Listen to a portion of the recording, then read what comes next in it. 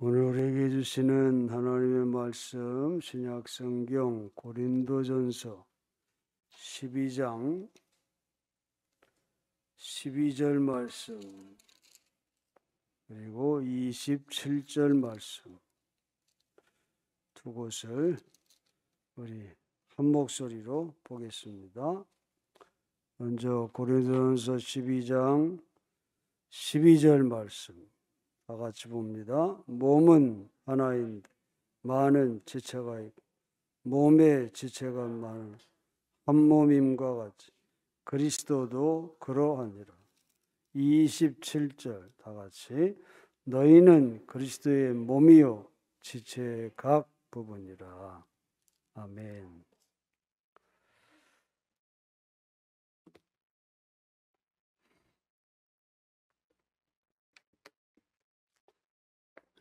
사랑합니다. 오늘도 주일을 거룩하게 지키며 예배드리는 성도님들 위해 주님의 은혜와 평강이 넘치기를 축원합니다.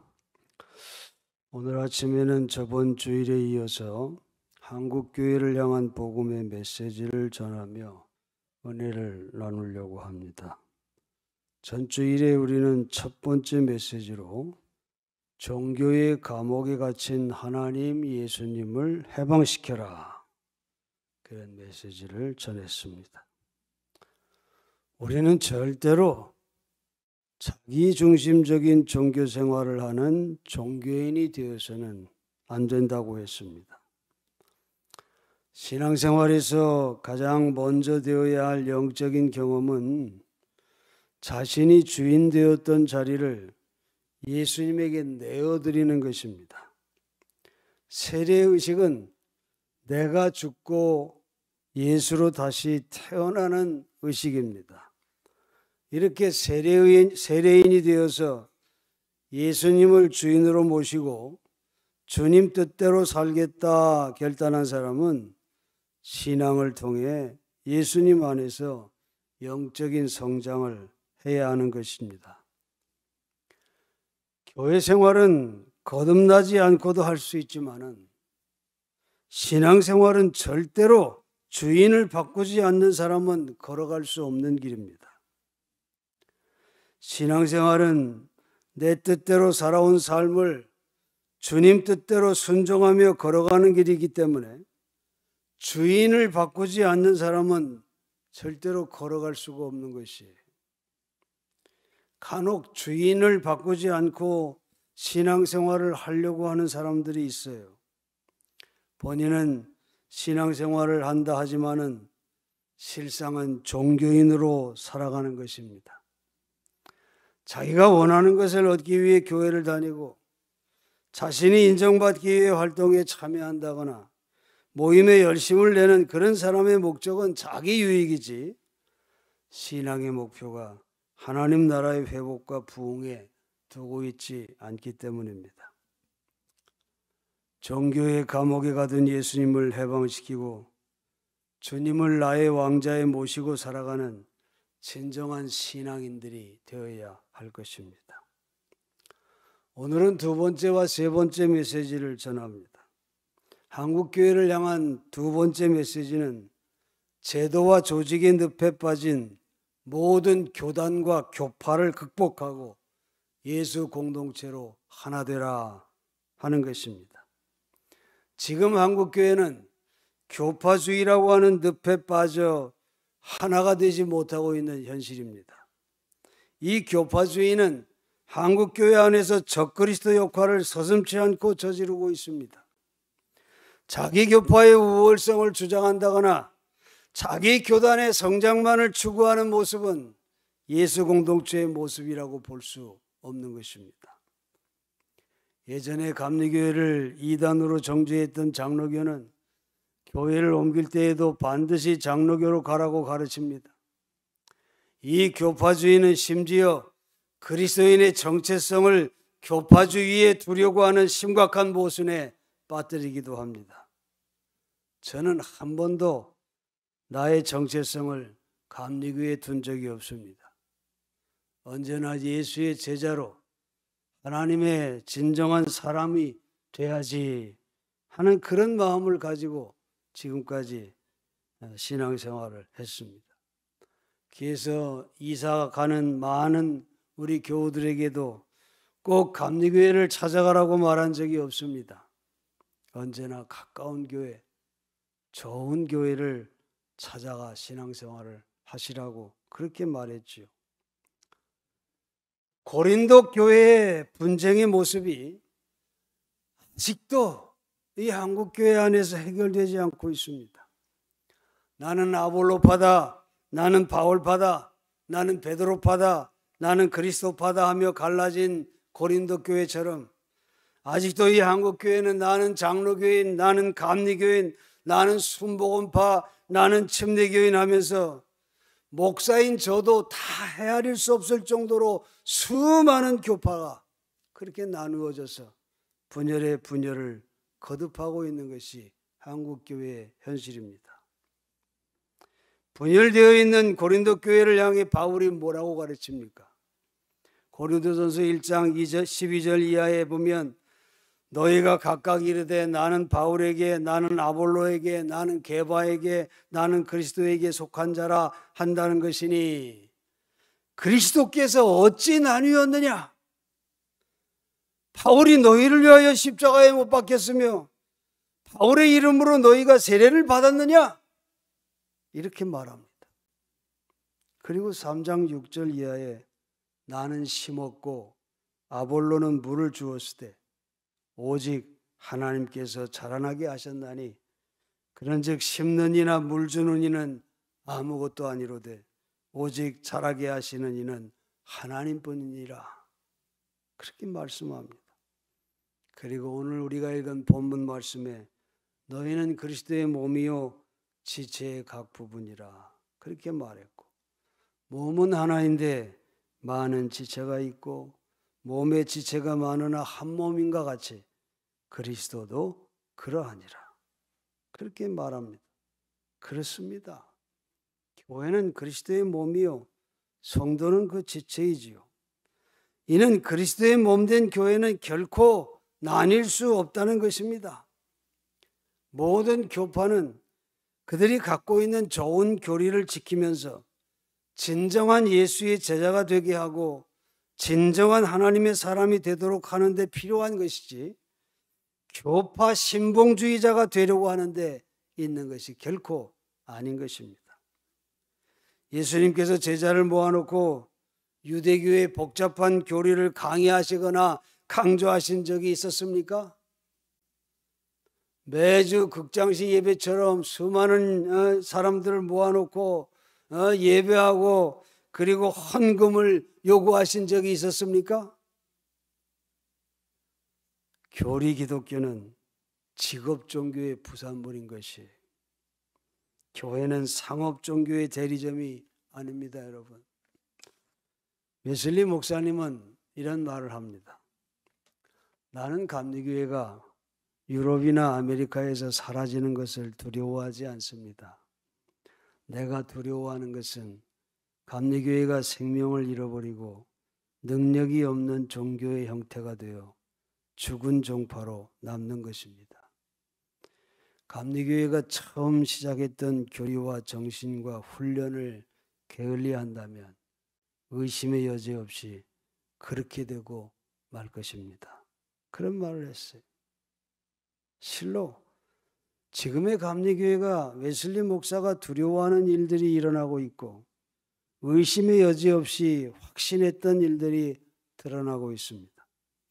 성공의 신부의 아들로 태어나 아버지의 뒤를 이어 성공의 신부가 되었던 웨슬리는 또 하나의 교파, 교단을 만드는 일에는 관심이 없었습니다. 그가 옥스퍼드 대학의 교수로 있으면서 홀리 클럽을 만들어 하나님의 말씀을 철저하게 지키는 신앙생활을 추구했고 옆에서 그것을 지켜보던 사람들이 이들을 일컬어서 규칙주의자, 메소디스트라고 하는 그 뜻은 고지식한 사람, 원리 원칙에 따르는 사람, 그런 사람의 뜻으로 이 복음주의와 사회운동을 중요하게 여기는 개신교의 중요한 단 갈래가 메소디스트라 그렇게 설명하고 있어요. 그래서 이런 별명을 지어 불렀는데 그 추종자들이 그래서 이 메소디스트 감리교회를 만든 것이, 교회는 본질적으로 선교하는 공동체예요. 감리교회가 존재해야 할 목적도 잃은 영혼을 살리고 지극히 작은 자들을 사랑하며 복음을 증거하고 웨슬리 목사님의 성서적 구원을 이루어내는 일을 위해서 있는 것입니다. 그리고 함께하는 사람에 대해 귀히 여기고 존중해 주는 일입니다. 그러나 각 교단들은 자기들의 교파를 확산하는 일에만 관심을 갖고, 그리고 교단의 운영을 위해 소수의 기득권자들의 이익에는 아주 재빠르고, 정작 영혼 구원과 우리 감리교의 자랑인 사회 구원, 이것을 위한 희생에는 아주 게으르고, 영적으로 무지하면서도 이론에 유익한 자가 되어서도 만족하며 살려고 하는 그런 모습을 보면 실로 웨슬리 목사님이 두려워했던 일들이 나타나고 있는 그런 현실이 아닐 수 없음을 고백하지 않을 수 없습니다. 제도와 조직의 운영을 위해 막대한 헌금을 낭비하고 선교와 교육을 위해서 생색만 내고 있는 그런 교단들입니다. 교단의 장들이 세워질 때 우리가 상상할 수 없는 많은 돈들이 허비되고 있습니다. 사회 구원을 위해 헌신하며 십자가를 지려고 하기보다는 거기에 무관심한 교단들이 되어가고 있습니다. 개교회들이 힘들게 내고 있는 부담금이 소수 기득권자들을 위해 낭비되고 있는 그런 현실들입니다. 찰스 콜슨의 씨 뿌리는 사람들의 씨앗이라고 하는 거기에 나온 이런 글이 있습니다. 미국의 쉬벌즈라고 하는 동네에 두 개의 교회가 있었습니다. 쉬벌즈 감리교회와 이웃에 있는 쉬벌즈 침례교회는 모든 점에서 아주 치열한 라이벌 관계에 있었습니다. 어느 해 여름 쉬벌즈 감리교회 학생들은 여름 성경학교에 매우 열심히 참가를 했어요. 그리고 요한복음 13장에 기록된 예수님이 제자들의 발을 씻겨주는 내용에 관해서 배울 때였습니다.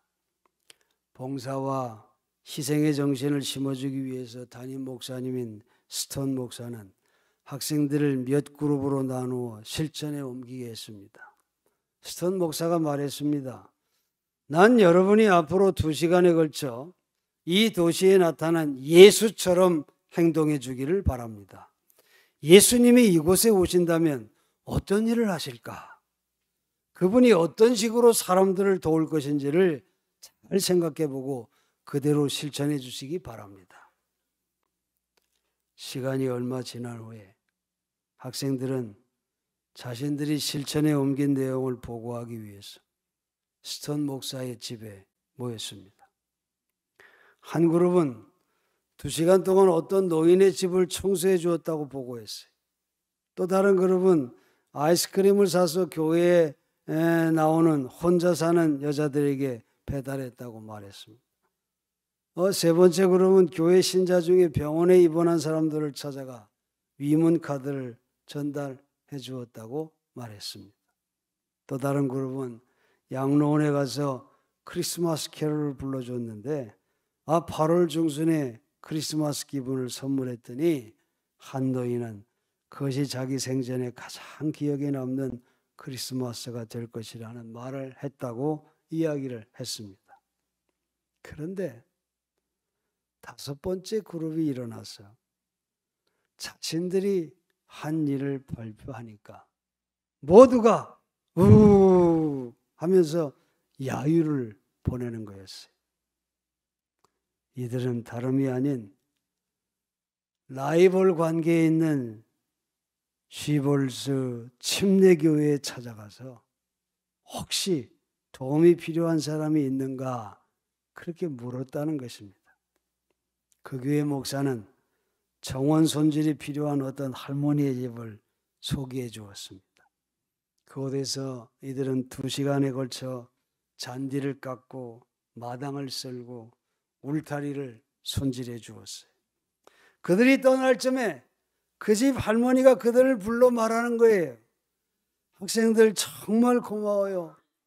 학생들이 없으면 난 살아갈 수 없을 거야. 우리 시볼주 침례교회 학생들은 언제나 이렇게 많은 도움을 주고 있거든. 그렇게 말을 하더라는 거예요. 이 말을 듣고 있던 스톤 목사가 놀라서 물었습니다. 아니, 너희를 침례교회라고 알고 있었다고? 그래서 너희는 그 할머니에게 시볼주 감리교회에서 왔다고 하는 사실을 분명하게 알려드렸겠지? 그때 학생들이 대답했습니다. 아니요. 그럴 필요를 못 느꼈어요. 예수님에게는 그건 하나도 중요하지 않으니까요.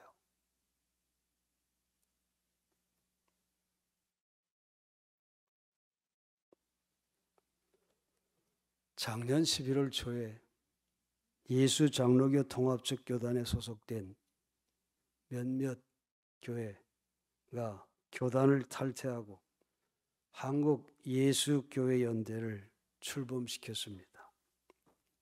그 교단의 명성교회 세습 문제와 차별금지법 반대 입장 표명 등 그것을 계기로 새로운 연대체의 설립 필요성을 느끼고 기성교단의 구태와 폐단을 비판하고 예수의 정신을 따르고 교회가 스스로 가난해지고 진정 가난한 자를 위한 교회로 새로운 변혁적 순례를 시작한 것입니다.